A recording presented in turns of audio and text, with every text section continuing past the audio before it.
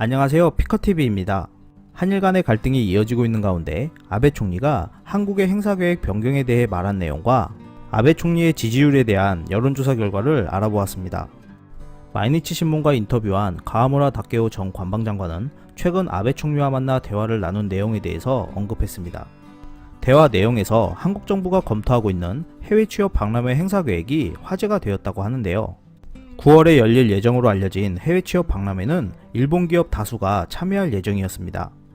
하지만 정부는 행사 자체는 중단하지 않고 일정을 변경하거나 일본 기업의 참여를 대폭 줄이는 등의 대안을 검토하고 있다고 하는데요.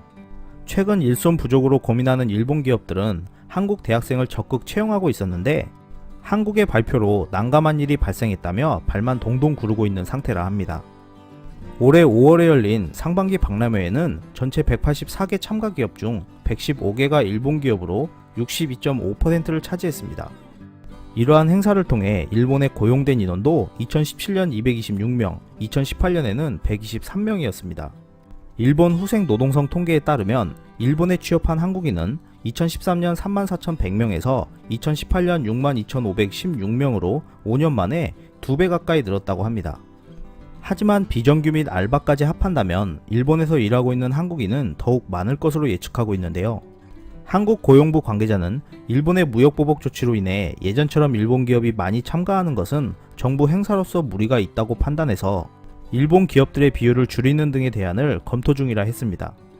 이러한 내용에 대해 아베 총리가 한국에서 박람회를 재검토하면 한국 학생들이 곤란한 것 아닌가 라고 말했다 하는데요. 가하무라 다케오 전 관방장관은 아베 총리가 일본의 부족한 일손보다 한국 학생을 더 걱정했다고 했지만 어떠한 의도로 언급한 것인지에 대한 설명은 없었습니다. 현재 일본은 해마다 인력 부족이 심화되고 있고 특히 IT 엔지니어는 2030년에 최대 79만 명이 부족할 것으로 추산된다고 합니다. 또한 삿포로에서도 2040년 인력이 16만 명 부족할 것으로 추정하고 여성과 고령자의 활용도 도모할 생각이라 하는데요. 이러한 상황이 유통 관련 운전자부터 중소기업과 건설업 종사자까지 일본 사회 전반의 주요 산업별로 과부족 상태가 이어지고 있는 상태여서 한국의 고급 인력이 절실히 필요한 상태라 합니다. 하지만 현재 일본에 취업해 있는 한국분들은 곤욕을 치르고 있다는데요. 한국에서 좋은 일자리를 구하기 힘들어서 일본을 선택해 취업을 했는데 일본의 수출 규제와 이로 인한 불매운동으로 일본의 혐한 분위기 또한 극에 달해 모욕적인 말들과 욕설은 물론 너네 나라로 돌아가라는 말까지도 많이 듣는다고 합니다. 18일 교도통신에 따르면 아베 내각 지지율은 50.3%로 7월 마지막 조사 48.6%보다 1.7% 증가했고 지지하지 않는 비율은 34.6%로 나타났습니다.